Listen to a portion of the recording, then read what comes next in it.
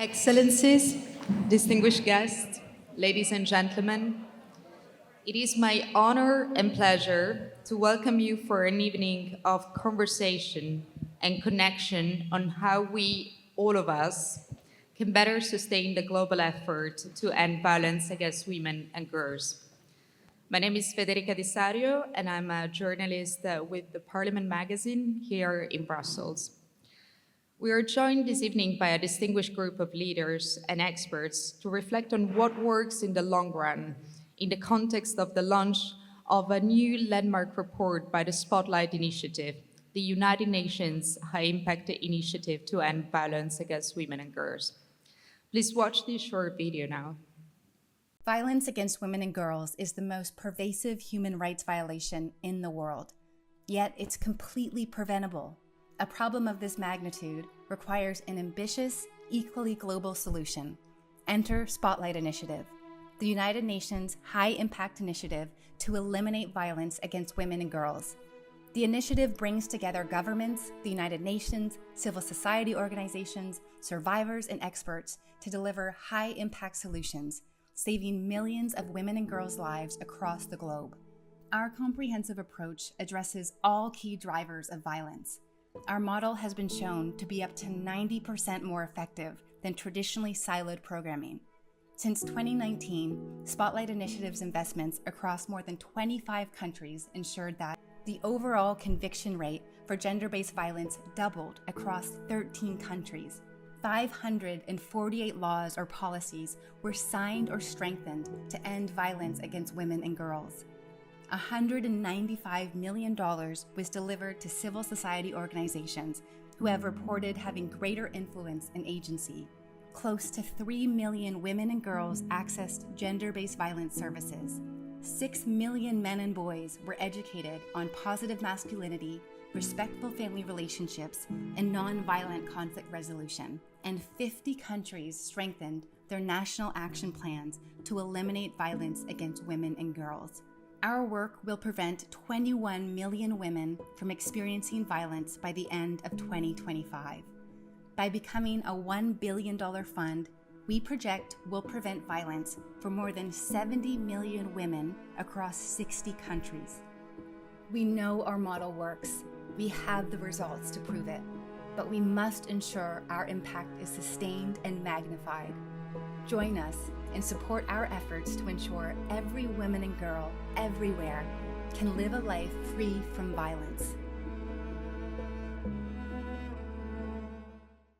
Spotlight Initiative was founded back in 2017 with an unprecedented and generous investment from the European Union of 500 million euros, making it the largest global effort to eliminate all forms of violence against women and girls. Now, 2 years after the closure of Spotlight Initiative, its first generation of programs in more than 25 countries and across 6 regions, A Sustainable Legacy, the new report that we are launching here tonight, offers a unique opportunity to revisit communities and partners to better understand how progress to end violence against women and girls can be accelerated, maintained, or unfortunately lost.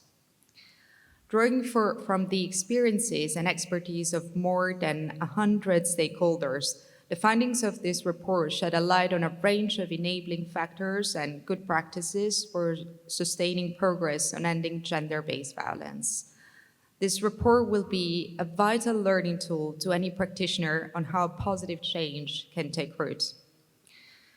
Please join me now in welcoming United Nations Under Secretary General and Executive Director of the United Nations Population Fund, Ms. Diene Keita, to the stage for her keynote remarks on behalf of the United Nations family.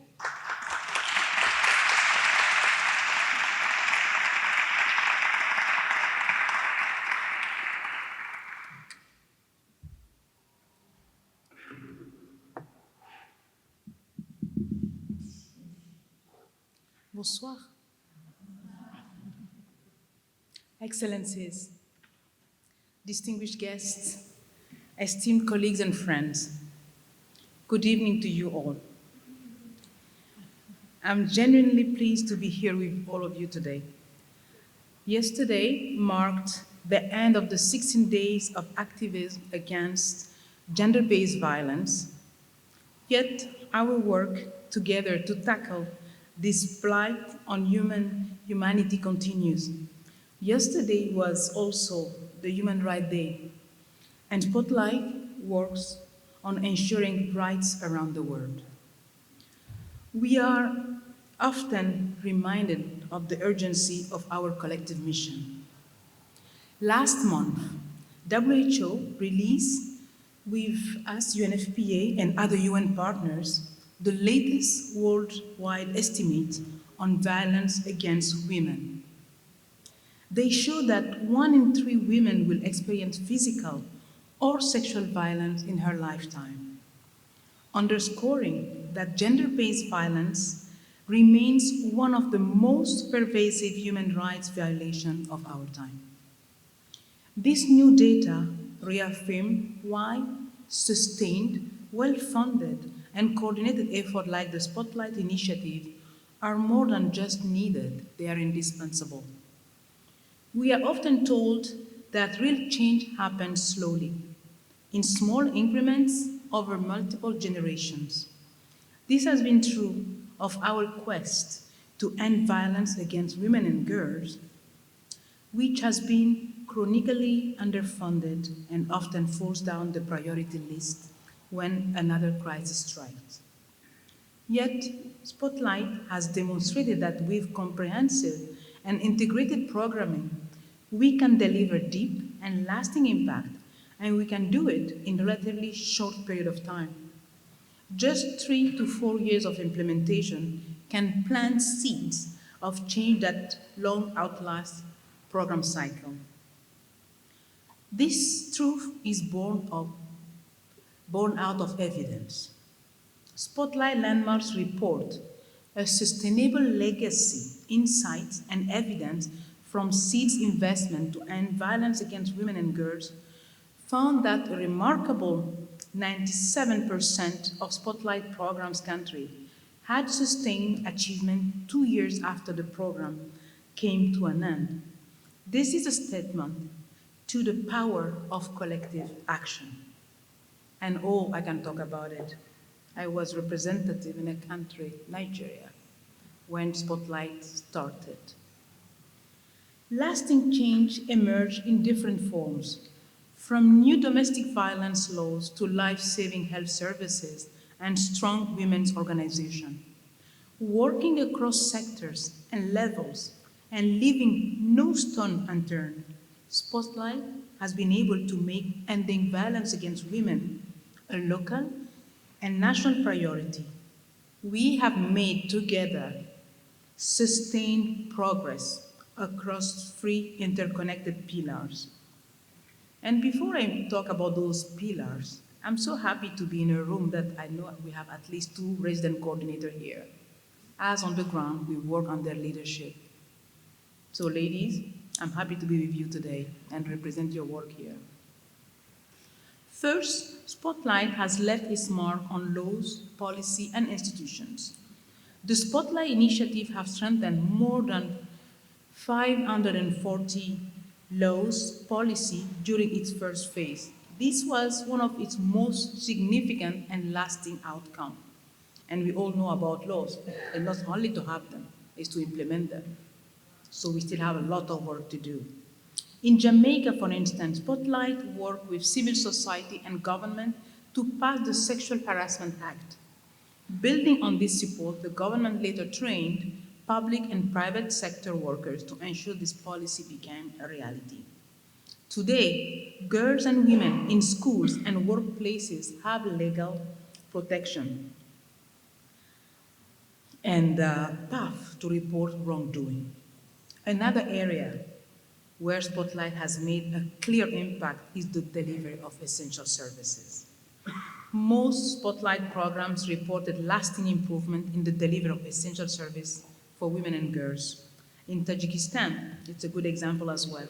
Spotlight established 15 support rooms to provide survivors with free medical care and shelter. Crucially, All 15 centers are now fully funded by the government and have been integrated into the national healthcare system. This achievement helped lay the groundwork for the Multidisciplinary Council on the Prevention of Domestic Violence. In Grenada, Spotlight supported the development of standard operating procedures for the justice, police, health, and social work sectors. These SOPs created a unified survivor center framework that continues to guide services and is now being updated under the new joint program implemented by UN Women and UNFPA. In Zimbabwe, we contributed to the establishment of the country's first DNA and forensic laboratory. This is so critical step toward justice for survivors. The government has not only kept the lab operating, but has also committed domestic funds for upgrades. Lastly, we can thank Spotlight for helping advance the women's rights movement. The majority of Spotlight programs reported strong civic spaces.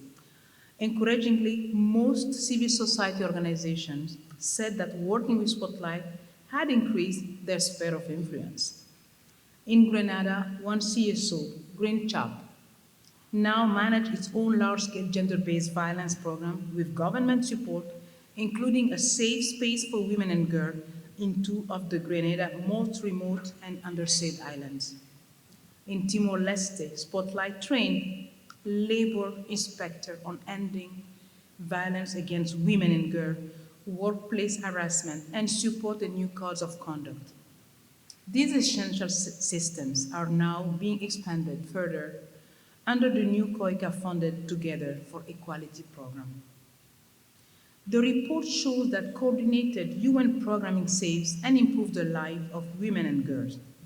When the UN family comes together in partnership with government and civil society, the results speak for themselves. I am immensely proud of UNFPA's contribution to this impressive outcome for integrating survivor support into national health system to building lasting institutional framework. But in this time of turmoil and uncertainty, we have the roadmap to create long-lasting changes. We now need the political and financial commitment to match Spotlight ambition. The Spotlight is under the leadership of the Office of the Secretary General and our dear DSG. And with all our sister agents present or not present in this room, we are truly and immensely grateful to the EU for its steadfast commitment toward poverty alleviation everywhere. Putting an end to violence against women and girls is a cornerstone of sustainable development. Without the foundation of freedom from violence, the rest of our aspirations will remain far from our grasp. Let us continue to light the path forward and co-create a future of peace, justice, and equality for women and girls and for all of us, because we all count. Dank je wel.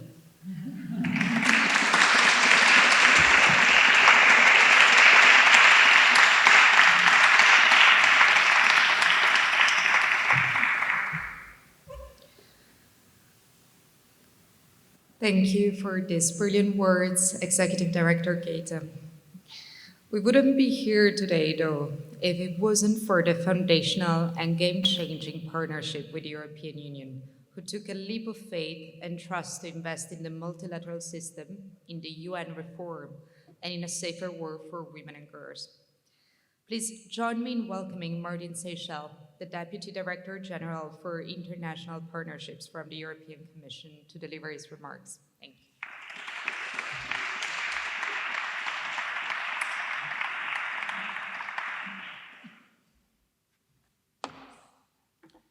So, Excellencies, colleagues, partners, friends, good evening. It's a real pleasure to join you this evening as we launch a sustainable legacy, a report that reflects the EU's unprecedented global investment in the Spotlight initiative that did not just fund short-term solutions, it has built lasting momentum. Tonight we speak about sustainability, not as a slogan, but as a lived reality for women and girls whose lives are affected by the most prevalent and pervasive human rights violation, gender-based violence. The Spotlight Initiative was born from a shared conviction between the European Union and the United Nations that violence against women and girls is preventable and that change endures when we invest smartly, inclusively, and consistently. This report confirms what many of us have seen in communities across Africa, Asia, Latin America, the Pacific, and the Caribbean. The impact of the EU's initial 500 million euro seed investment in the Spotlight Initiative has persisted after the first phase of the program ended. The report shows that comprehensive joint programs can deliver profound, enduring impacts for women, for girls, and for survivors, far beyond program life cycles. We see stronger laws and policies being implemented. We see institutions that are more capable and more responsive. We see civil society organizations and women's rights groups that report stronger collective action, and we see strengthened civic space. We see community leaders stepping up, survivors speaking out, and national systems taking ownership of results. In a time of shrinking budgets, conflict, and growing backlash against gender equality, this evidence is invaluable. It tells us two things. First, that sustainability is possible. And second, that we know what works. Comprehensive, multi-sectoral approaches, national ownership, investments in civil society, strong data systems, and partnerships that are grounded in trust and long-term commitment. These elements are not optional. They are the foundation for lasting progress.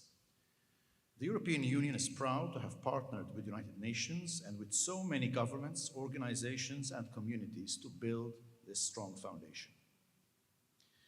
We must now ensure that the gains documented in this report do not remain isolated successes. They must be scaled up, strengthened, and owned. As we move into the next phase of the Spotlight Initiative, we remain focused on sustaining the successes of the program and sharing the valuable knowledge and lessons learned. New EU-funded programs have been launched in Ecuador, Uganda, Sierra Leone, and Liberia, and a new Africa regional program is in the pipeline. So as we look ahead, the European Union remains committed to working with all of you to deepen partnerships, support donors' mobilization, and draw on the lessons of Spotlight to shape future action. Let us now make sure that the legacy we build together is one that endures for generations. Thank you.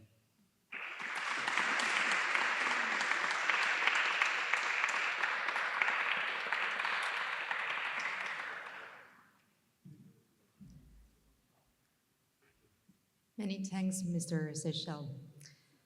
So we are now about to begin a conversation with a distinguished group of speakers, each with an interesting perspective on the sustainability of Spotlight Initiative's efforts. But first, we asked some of our partners from across the world what the idea of the Spotlight Initiative sustainability has meant to them.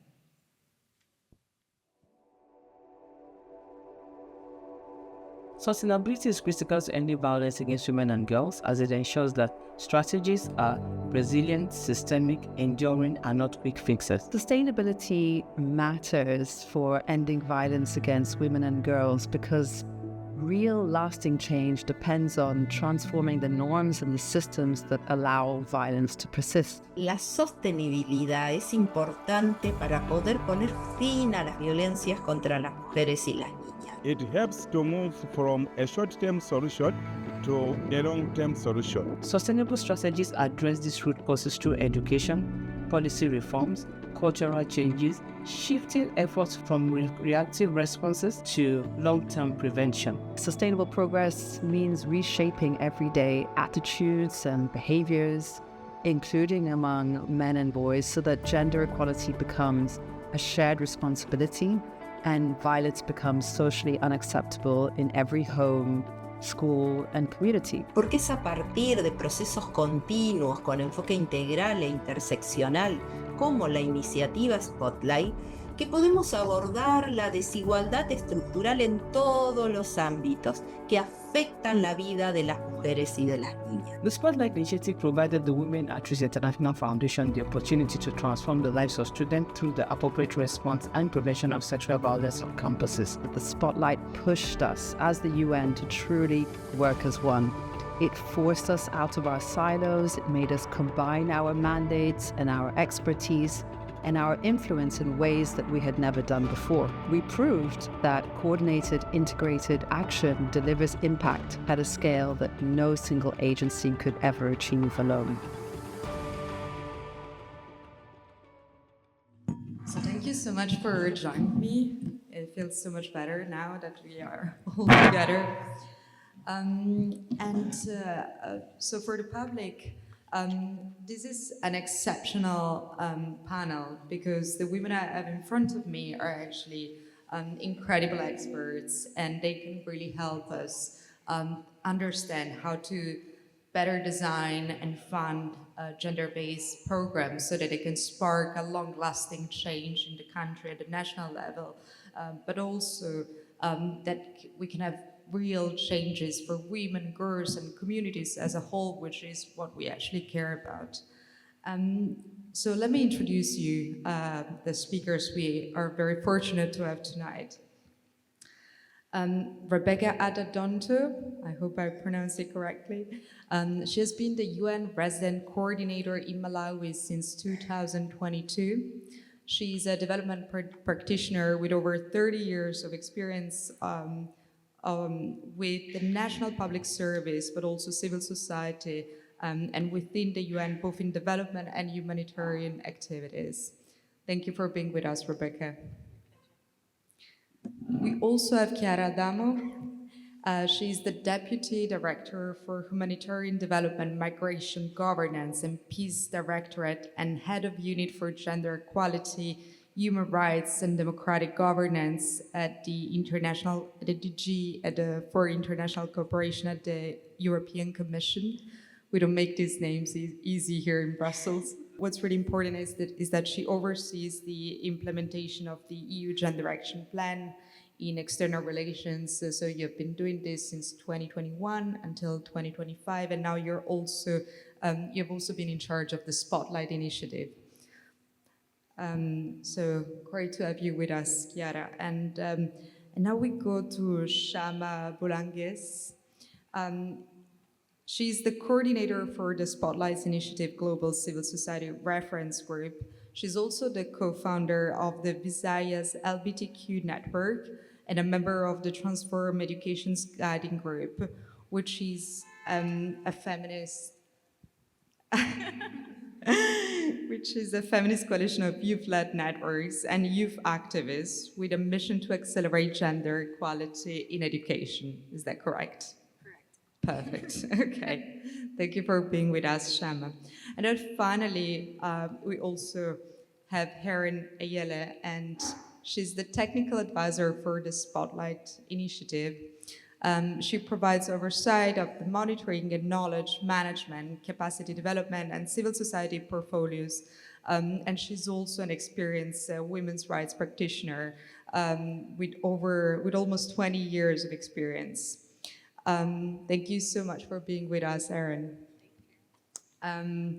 So after this very substantive introduction, I think it's time to get into the real why we're actually here tonight. And Rebecca, I really want to start with you because when the team of the Spotlight Initiative told me about this event, they were really excited that, well, you all, but especially that you would be here because you've really been with the Spotlight Initiative since 2022, and Malawi was very important because you received also, if I'm not mistaken, 30 million euros for the project. So it's a very substantial amount of money.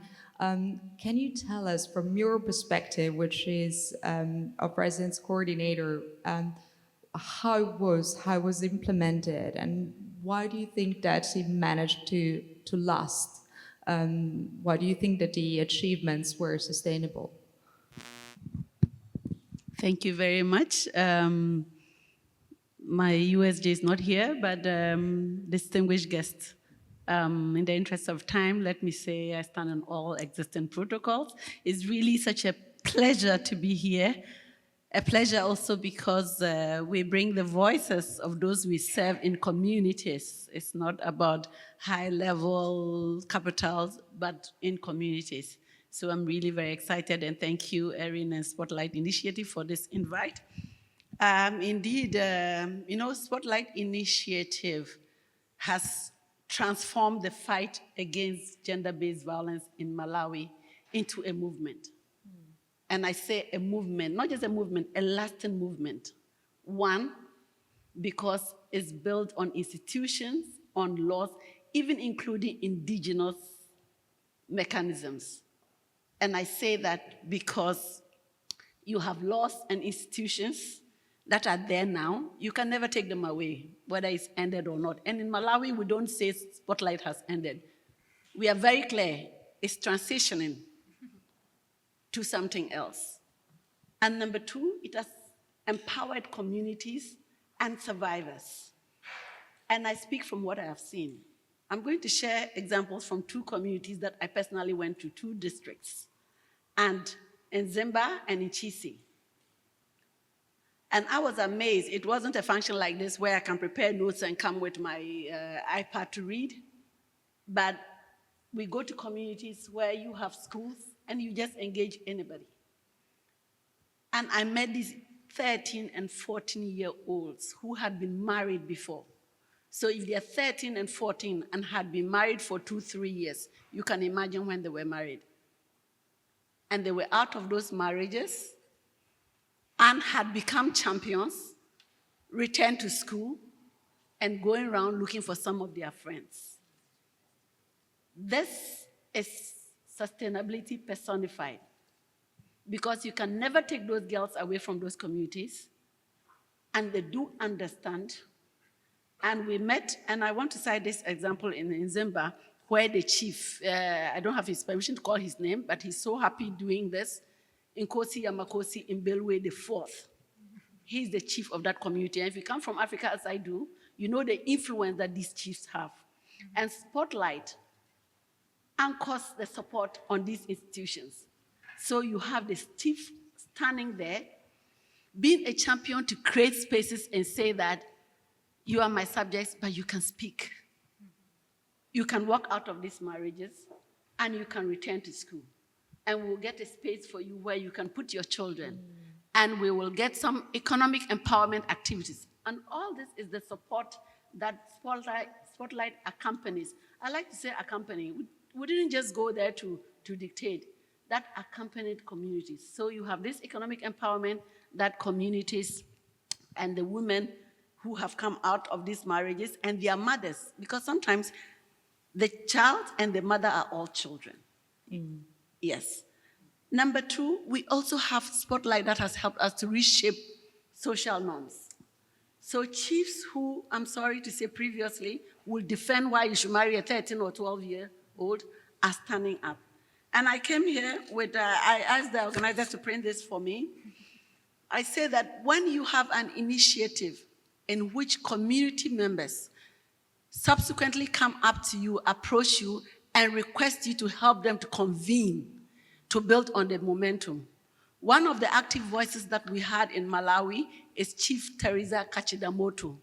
You may have read about her. She was termed the child marriage terminator.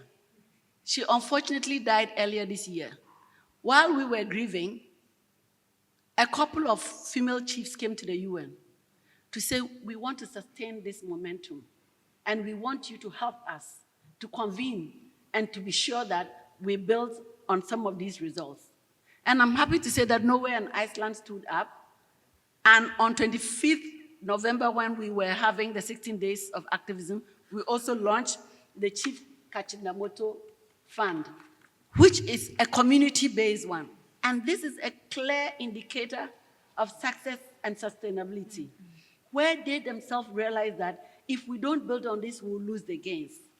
So for us in Malawi, a mix of laws and policies, the penal code was amended with spotlight support. What that means is that no man or woman can come and say, I didn't know her age, I didn't know she was under 13. Now it's law. The penal code was amended.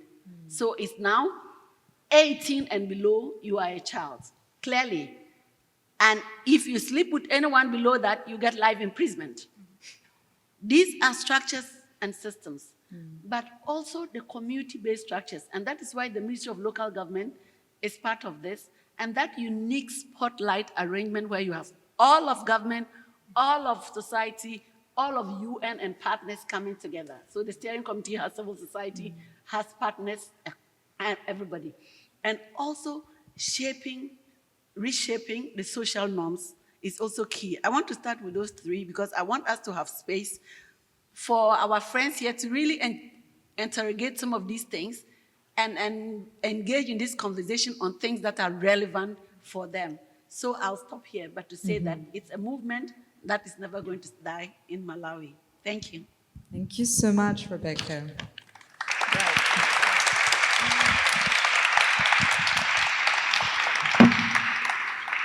Yeah, what you just described, I think it sets the stage perfectly because it really makes us understand how something that's, an initiative that comes somehow from the, from the top, from the EU money, UN money, somehow can really become a movement, and also how you need both parts. You need both the laws and the community base, as you very well explained. And actually, that makes me think, I want to go now to Heron, because you are the technical advisor of the Spotlight Initiative.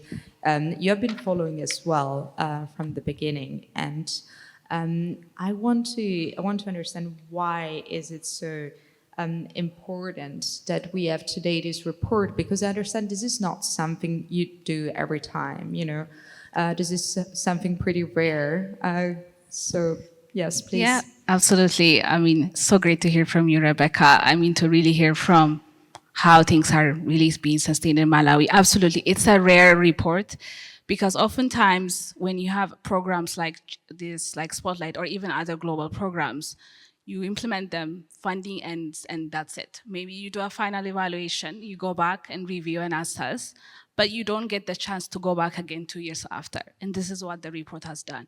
We managed to go back and speak to almost all the 32 programs that ended implementation 2 years after.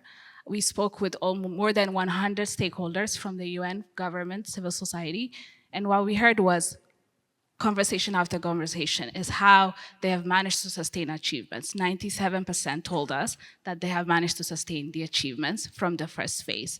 And they were able to do it because of different reasons, right? So to unpack a few of them, particularly around laws and policies and frameworks, we saw that when you have an inclusive policymaking process that engages governments, civil society, that it results in lasting change. For example, in Tajikistan, because of the advocacy work that was done, just last year, they were able to be that 67th country around the globe to ban corporal punishment to legislations, all because of the advocacy that was laid through the Spotlight Initiative. We saw in Africa, a new flagship AU convention was passed just last year because of all the work that was done under Spotlight and the advocacy, right? So really speaking to that intense engagement from all stakeholders. When it comes to services, again, for me as a technical person who used to manage a shelters program in Ethiopia, I know how hard it is to sustain services. There's often a need to rely on donors over and over again. But what we saw from the report was services continued because there was that commitment and ownership from governments, from civil society. And we saw in more than half of the programs, services ranging from one-stop centers, shelters, hotlines, continue to operate, providing free, quality, ongoing services. For example, in Niger, 23 legal aid clinics out of the 25 are still operational. That's remarkable because government continue to collaborate with key stakeholders to make sure that they remain open. When it comes to civil society, that's also very, very remarkable. What we saw was that collective action, collective advocacy continued across countries around the globe. And why? Because there was that intentional investment in civil society in terms of resourcing, in terms of their role as a leader, taking leadership role, recognizing their expertise and that they're at the front line. And what we saw, even through this report, is civil society remained active. For example, in Papua New Guinea, the reference group that was set up to help accompany the program, they co-authored a CEDAW shadow report, the first time for the country, outlining their recommendations and observations after Spotlight has ended. So that's remarkable. This was all done because they wanted to make sure that the initiative really continues and gets sustained. So, you know, across the board, we're seeing all of this, and all of this is pointing to me is the way Spotlight was designed. It was designed in a very intentional way, through a whole of society, whole of government, whole of the UN, with a bold investment by the EU. And I think when you have all of that piece, that puzzle, then the remarkable results are achieved and are sustained. But one thing I want to say is we are currently in a very different global climate. There's a significant pushback. Civic space is narrowing. There's crisis after crisis. So even the amazing results of Spotlight is at risk of being lost if we don't sustain it. And so for me, this report is also a call to action. It's not just to highlight lessons, good practices, but it's really to really put us under the fire and say, what are we committing today? We cannot afford a future that compromises women's and girls' lives. So we need to really reinvest. We need to scale up urgently because it's important. Okay, perfect. Thank you so much, Erin. And yes. And I'd like to go back to what you said. It's not just a report, something that you write so that you show what you have done, and then you move to something else, but it's really a call to action.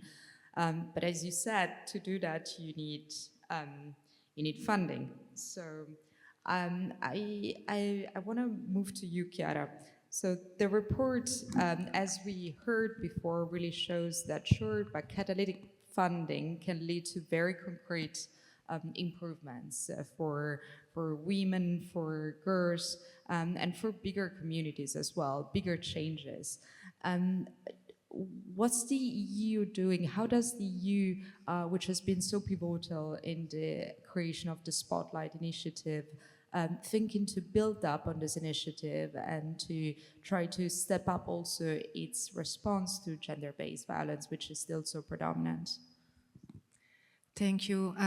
First of all, let me just also say that as the Spotlight initiative brought the UN family together working as one UN, it also has very much contributed for us in the European Union to work as one EU.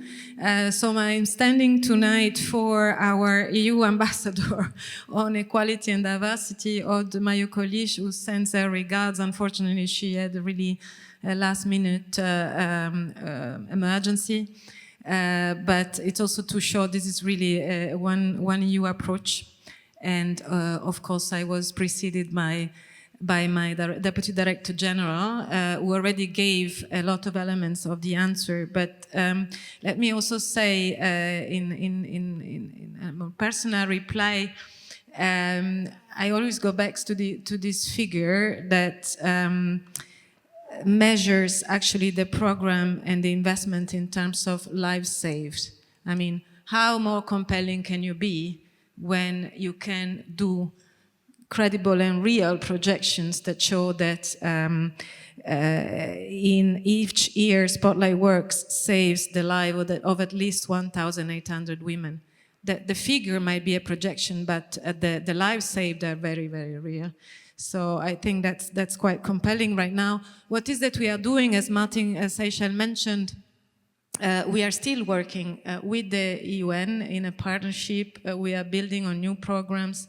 We have new programs in Ecuador, in Uganda, in Sierra Leone, and Liberia. also we learned a lesson from the first phase. So this is a more decentralized approach, more agile approach, which also allows others to come in at the country level. And I'm glad to see some of our member states in the room who actually came in at the country level in support. So really as a Team Europe. And we are also indeed now partnering with the UN, but also with the African Union, very importantly, because you spoke about the importance of ownership. And this agenda is very much owned. And the African Union has become a very, very important partner also in this new upcoming program, which is going to focus in particularly on the implementation of the Africa Agenda 2063, but also very much we look and work together around harmful practices and child marriage that you mentioned. So this shows, again, this continuous ownership and support and uptake, which is also demonstrated, and you can be more precise, by the fact that the level of budget that country partners have actually increased in terms of investing on gender-based violence. So it's not just, we come as a donor and, okay, I take the money and do a bit of gender-based violence investment for a while. It really was the ownership at the highest level, and the added value has proven that now this is long-standing investment in this budget. So I really do hope that this continues despite everything, despite the backlash. But I think once you see the gains for your country, for your people in the country, your communities, your health systems, your education systems, your economy in the end, I hope there is no way back. So how are we sustaining? We are also sustaining through a global contribution, the Spotlight Initiative High Impact Program for Violence Elimination by 2030. It's a big title to say that essentially we are also continuing to support now the Secretariat to make all these wealth of knowledge, experiences, lessons learned, methodologies known and shared.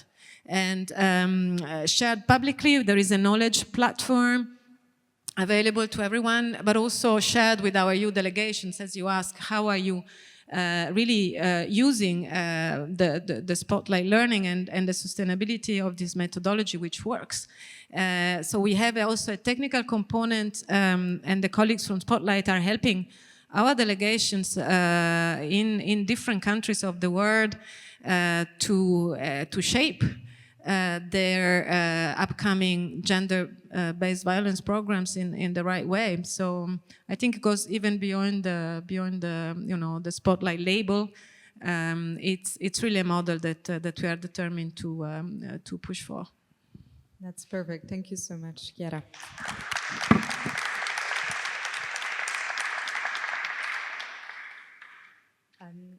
And now to you, Shama. Yes, the moment has arrived. We heard basically from each of our speakers before that it would be really hard to do the work that Spotlight has done without a very robust architecture of civil society organizations. And yet we have also heard from the speakers that this is not, the moment where we were before in 2017 when the Spotlight Initiative was created. So I was looking at some data, and I saw that the UN itself last October warned that more than a third of organizations that deal with women's rights have suspended or shut down programs to end violence against women. So that's a very alarming figure. How do you think that women's organizations can remain resilient in this new, very changed context? I don't think we're being resilient right now, if I'm being completely honest. And I'm loving all the positive responses coming from our institutions, and I love hearing that. But from civil society side, we are, some of us quite literally, drowning. whether that's because of the climate crisis, and we still have to deal with the climate crisis while we're dealing with gender-based violence, while we're dealing with keeping ourselves afloat as organizations. Some of us are drowning in debt because when you are registered as an organization, for example, you still have to pay the legal entities that you have without even receiving any money. So some of the shelters are drowning in debt right now because not a lot of funding or withdrawal of funding has happened with a lot of women's rights organizations. A lot of youth organizations, for example, are struggling to keep ourselves afloat because young people are not necessarily as prioritized in a lot of funding streams right now. AWID created this platform, for example, where if you're a young person or like if you're a women's rights organization, for example, and you can just like check boxes of what are available funding for streams for me.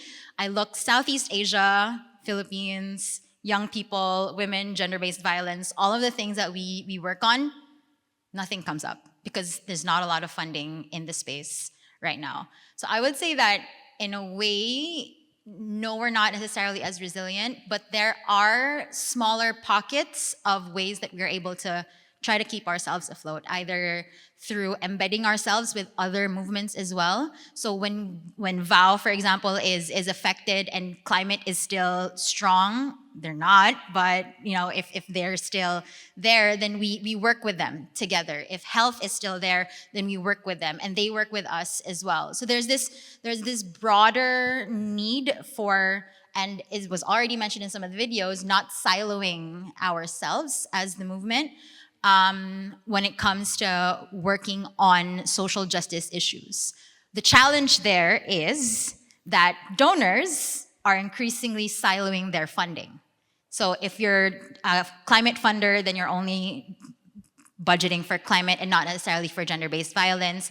If you're a gender-based violence funder, you're allocating money for gender-based violence, but not necessarily for climate. So where we're taking this right now is a conversation not on resilience, because resilience takes away the accountability from states or takes away the accountability from big donors or bigger institutions that are able to actually save women's rights organizations that deliver life-saving services.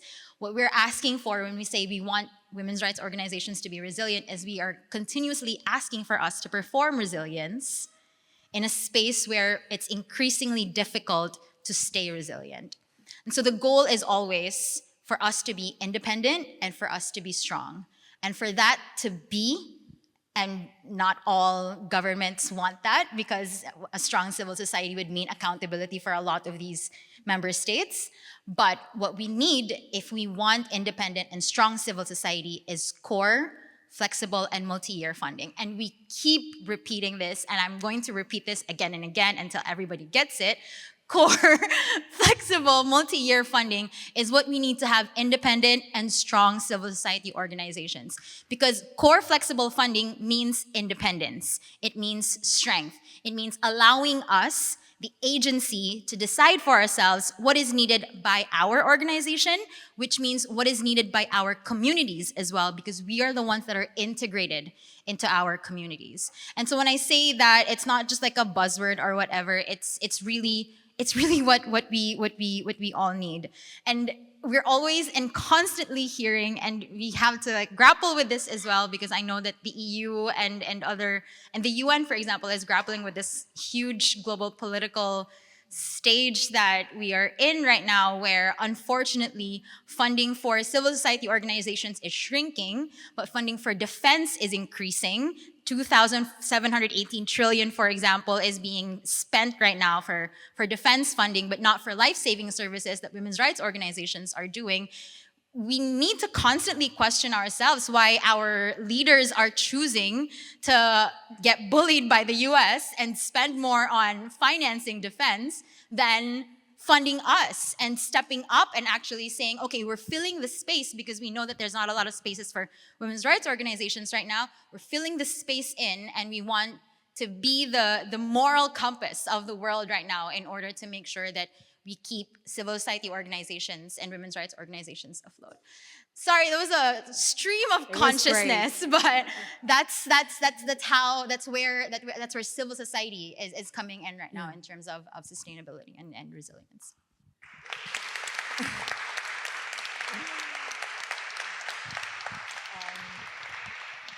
Wow. Thank you so much, Shama. I think we all enjoyed that. I think this all going back to reality, that's what we need.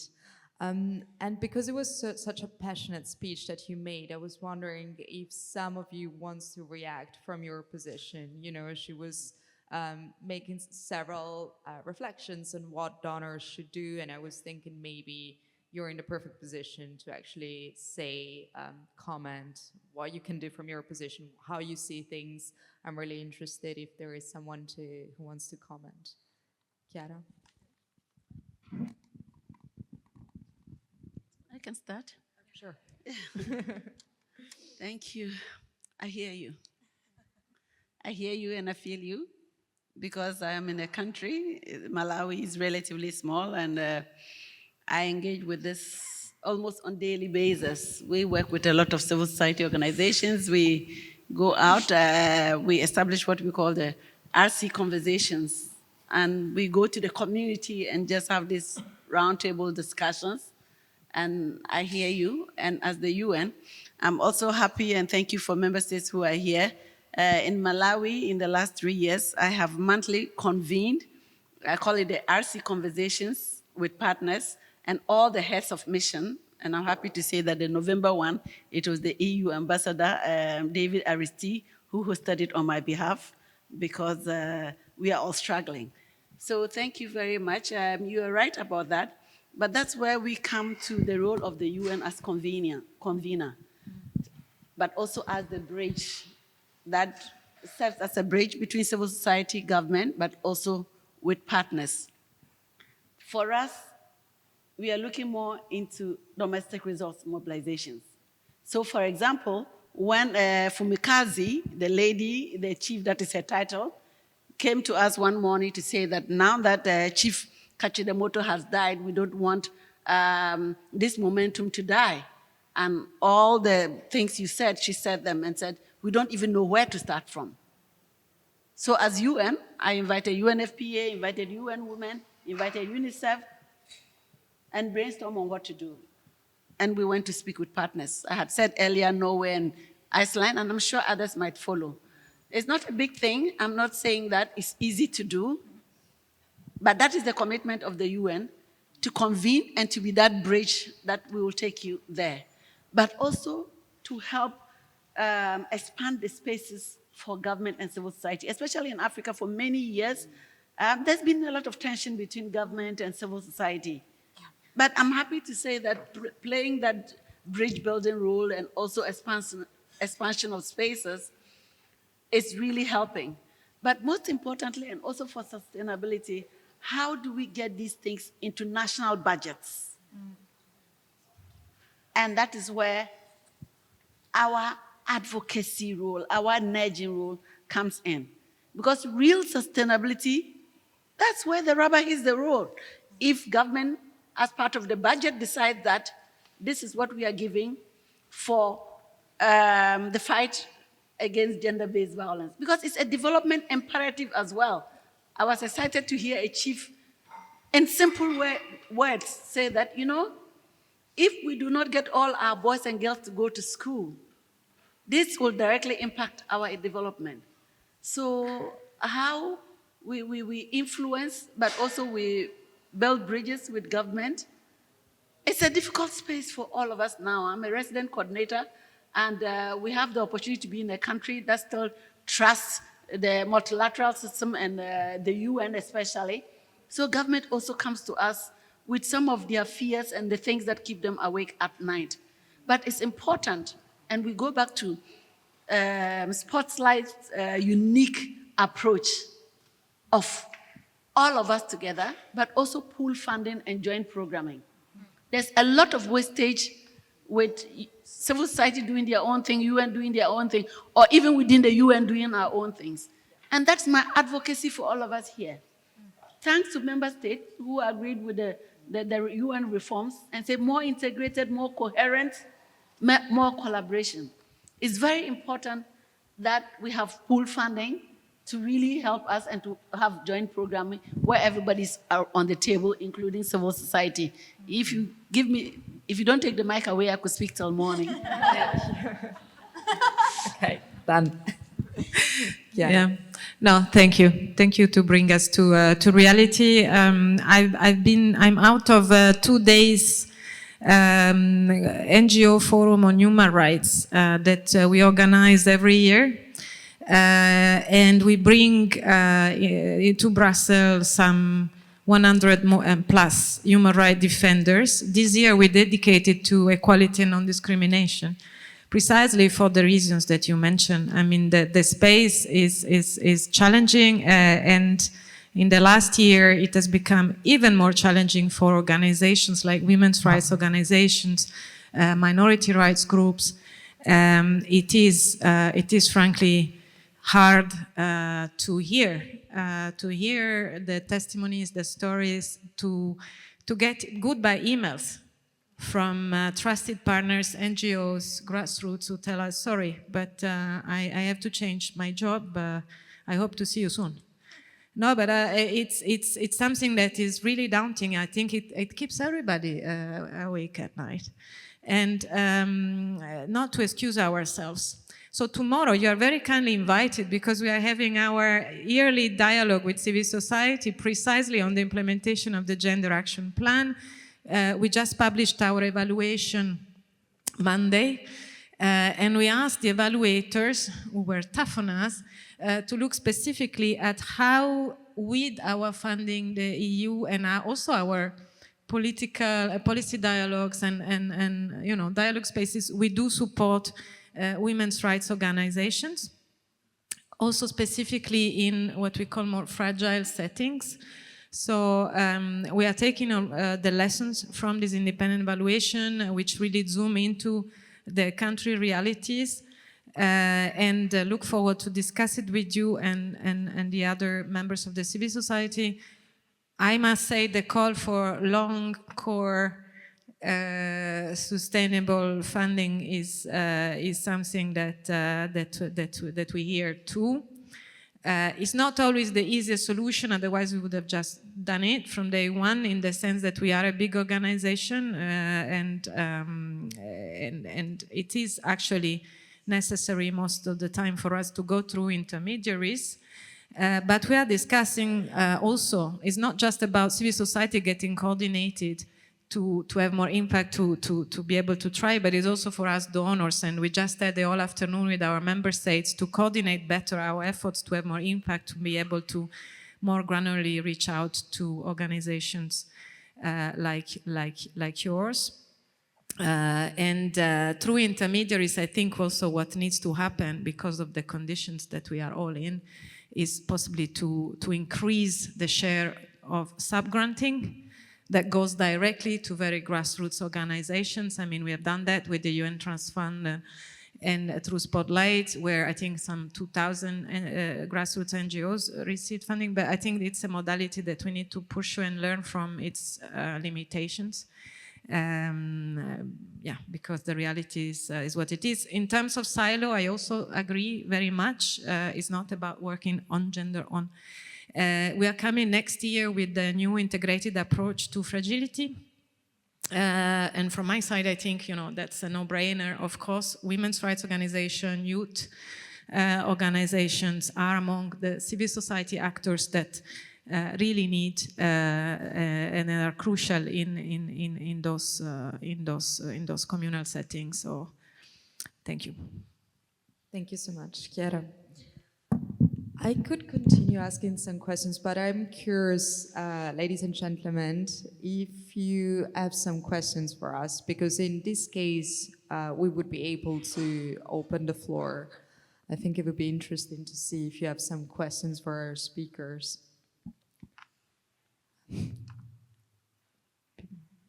People are a bit shy. Don't be shy. Okay. If there is no question, okay. Okay. Thank you, moderator. I really, listening to all of you, I went in the back because it's easier to remain standing sometime when you see too long. I just wanted to see how inspiring you were in speaking, all of you, from Philippines to Malawi, all of you, because I think, you make a difference. That's what I try to say in my keynote. You make it so real. And what is real is together only we can do this. We need predictable financing to do that. Some of you risk your life every single day. Okay? So honestly, you have questions you don't understand, ask them, because we do it all. Erin, this is the time to thank you as well and your team, because without that, that will not happen. Thank you.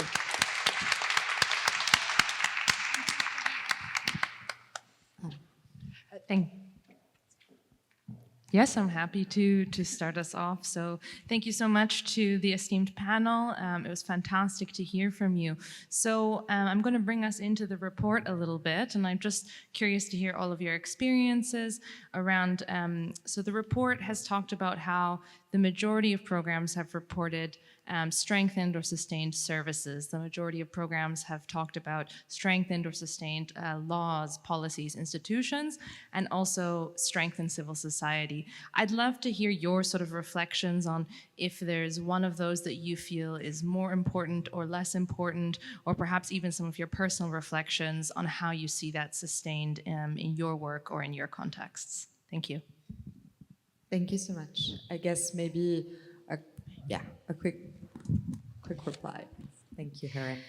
I mean, it's hard to pick, right? For me, I think because the report really showed having a comprehensive approach is crucial, right? So I wouldn't say one over the other. I think across all of the pillar areas that Spotlight focused on, we saw some form of sustained work, whether it was the laws that really laid the foundation for more operational implementation on the ground, that really pushed for government to come back and then commit more funding. This is what we saw in Grenada, right? Where even now government has committed more than 30 million USD to work on gender equality. And that was because of the work that was done on building institutions as well as the legal framework that was in place. And then it was also because of the civil society stakeholders that were keeping the government accountable at the same time. So all of it really fits into one another. I wouldn't choose one over the other. I think having a comprehensive approach to programming is so crucial. This is what we've learned from the report, and that needs to be really supported by the whole of government, whole of society, whole of the UN approach that really enables us for that enduring gain that we saw on the ground. So that would be my reaction. Shama? Thank you. Okay,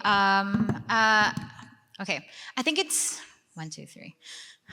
I think it's three. I think it's three things for me. I think one of the things that we're seeing, at least in the Philippines, because the Philippines is not a country office, it's a country presence. So we were under the regional program in Asia Pacific through Safe and Fair, which is the focus is on migrant migrant workers. But what has bled through in the Philippines is our NAP right now, our National Action Plan on Ending Violence Against Women and Girls, includes prevention. This is the first time that prevention is actually included in the National Action Plan. Maybe it's because I'm there, but and I was in the consultations.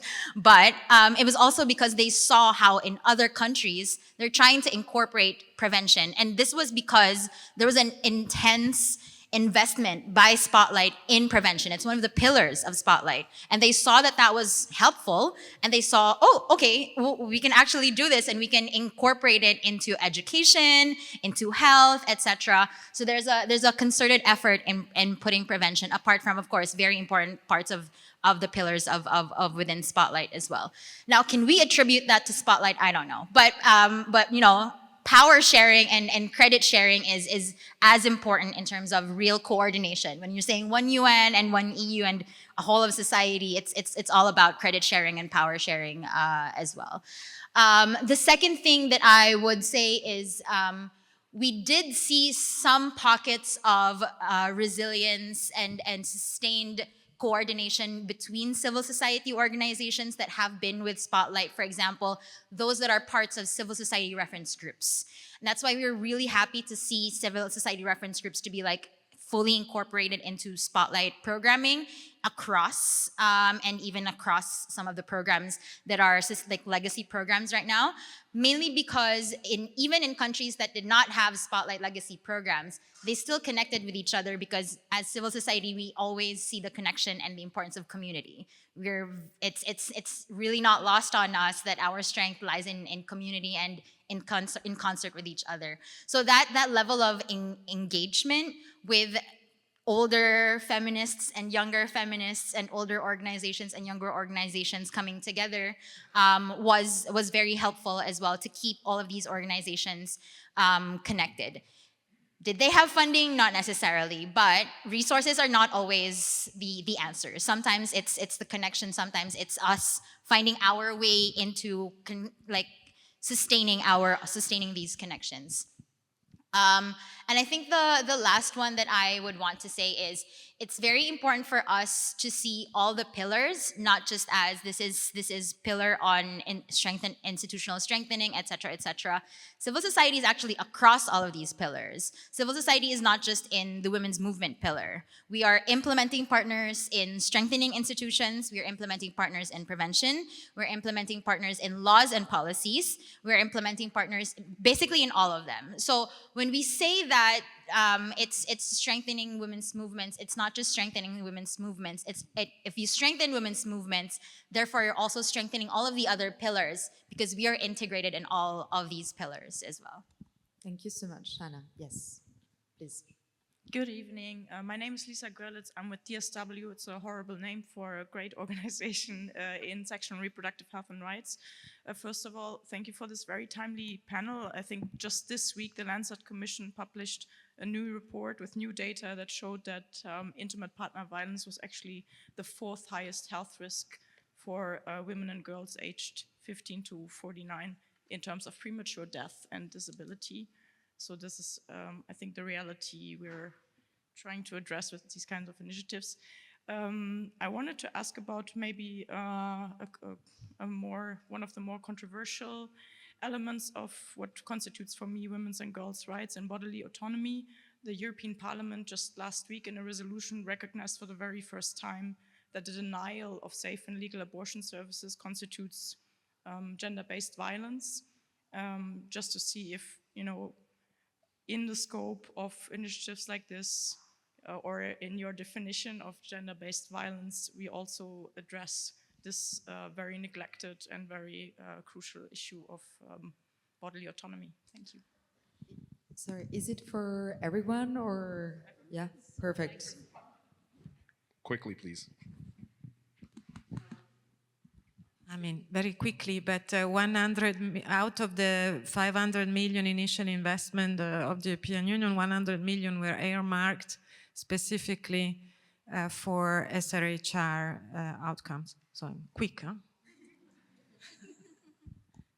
Yes, I fully concurring with Chiara. This is core and central for Spotlight, working on SRHR. Even in the report, you will see a number of the countries who are able to sustain, in fact, a lot of work that we've done on comprehensive sexuality education, how government has taken that and really is rolling it out, in not only in public schools, but even in private universities, so that really ownership is happening on the ground. So have a look at the report. It continues to be central to what we do and who we are as an initiative. Okay, do we have other questions? We could have, yes, okay, please. Good evening, everyone. Thank you for this amazing. Okay, my name is Rachimini. I'm from Togo and I'm part of Alliance Féministe Francophone. I have 2 questions, but I'll go with the second one because of the time. I would like to know if you plan on expanding the initiative to Togo, because I heard talk about Guinea, Zimbabwe, and Malawi, and I'm very interested on implementing such a project also in my country because we face like the same resistance on gender-based violence. So yeah, I would like to know if you plan on expanding the project there. Thank you. So, Can answer that. I mean, absolutely. If we find the resources, absolutely. Again, I think funding continues to be a challenge for us, but we continue to work with the countries. Whenever we see an outreach, see a demand, we continue to work closely with the UN on the ground, with key stakeholders on the ground, and really try to mobilize and help get allocation of more resources for each of the countries we work with, and Togo is definitely a part of that as well. So yes, with more engagement, collaboration, and advocacy, hopefully we can have a Spotlight initiative in Togo. Thanks. Yes, and also we do have the Africa Regional Program that works across the whole continent, and we're hoping that that also, a part of the work that will be done will also be in service or the impact will be felt in Togo as well as a member state for the African Union Commission. Thank you so much. I believe Rebecca wants to add some final words, and then we can wrap up the panel. Yeah, thank you very much. I just wanted to highlight one area we haven't spoken much about, the data. And for us in Malawi, the GBV Observatory Hub, we actually recently won an award for it. It's very important, one, to make the case, but also for accountability. And to go back to your question, the service provision is very important for us. Also in Malawi, we are building on that, whether it's health, education, mental health, psychosocial support, and all of those things. It's multidimensional. It's not just sectorial, multidimensional, multi-sectorial, and pool funding, joint programming. We have to be more coherent, more integrated, and since I have the mic, I also want to thank all of you, especially member states, because in Malawi, we are receiving quite some support and Spotlight initiative. We already have a Spotlight 2.0 in the works. We are having conversations on the nature and structure of it and the financing of it, and we'll be coming back to all of you. So thank you for this opportunity. Thank you so much.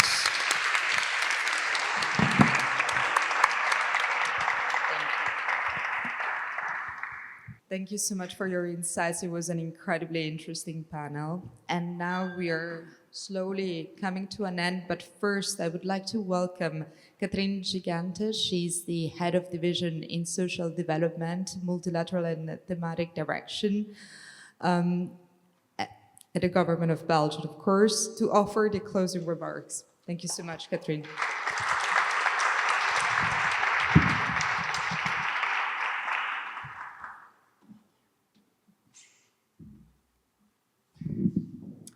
Distinguished guests, colleagues, and friends.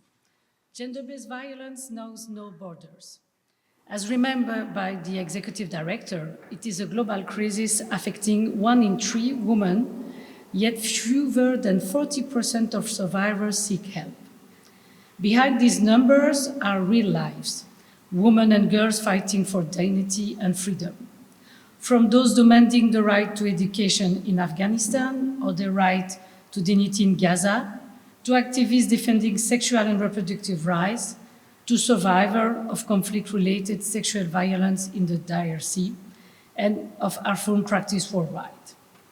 But violence against women and girls is not just a statistic.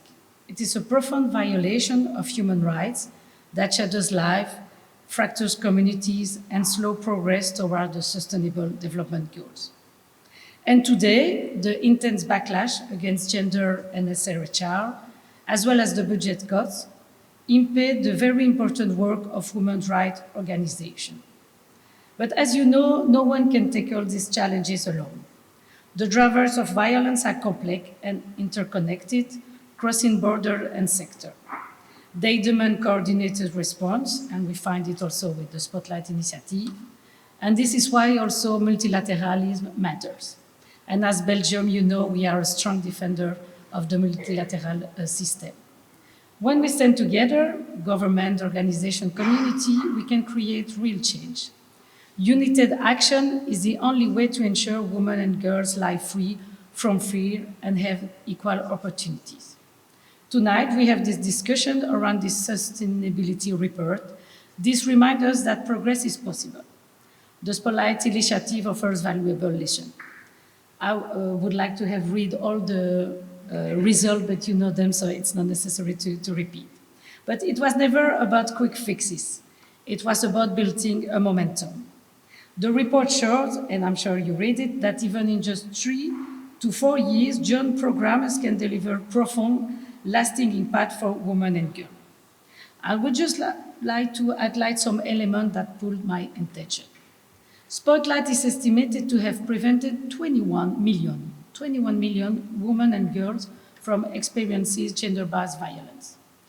Prevention strategies were embedded in communities, and we heard that also led by women's rights organizations, and very important, supported by traditional leaders. It's an important factor. They change the social norms and continue beyond program life cycle. Access to quality services for survivors also is essential and possible to sustain. The report showed that 2 years after program closure, many countries still deliver essential services because government took ownership, civil society also was training, and proven approaches were integrated into national system. And as Belgium Development Cooperation, we always insist of strengthening the national system of health in the country. So we would like that every survivor deserves safety and dignity. Another lesson stands out clearly. It's also that the real change doesn't happen in isolation, and we just spoke about it. It happens when every level of government is engaged and every sector, especially civil society, works together. Inclusive policymaking creates the kind of lasting positive change. Finally, and because, it's like that, we all know financing is central, it is remarkable to note that Spotlight also helped mobilize nearly 50 million USD in domestic research for gender equality, showing national ownership and sustainability, which is the new trendy word, but really important also in our work. In time of a budget constraints and global crisis, these results and lessons remind us that multilateralism works when we commit to it. Belgium is proud to contribute to this collective effort, supporting the second fund since the very end of 2024. And Shana, where is Shana? We heard your vibrant call for more multi-annual crowdfunding. Belgium just renewed its crowdfunding agreement for the next year. So let's take this lesson forward. Let us invest in prevention. Let us ensure that every policy becomes reality, every survivor finds support, and every girl grows up free from fear. Ending violence against women and girls is not only the right thing to do, it is transformative. It is the foundation for equality, peace, and sustainable development. We know that together we can make this happen.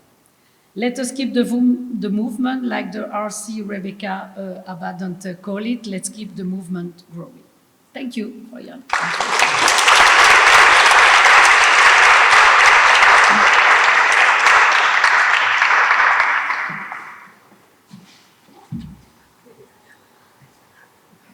I would like to thank all our esteemed guests tonight for taking the time to share their insights and reflections with us. Even in these uncertain times, through Spotlight Initiative, we have the knowledge and evidence to deliver profound, enduring impacts for women, girls, and survivors, far beyond program life cycles. The task is now for all of us to integrate and invest in these approaches and to scale up our efforts. So now, please stay with us because there is a great networking opportunity. It's where the synergies and the collaborations we have spoken just before happen. So please stay and also have a look at the visual exhibition that, that we have in the room. Wishing a wonderful evening to all.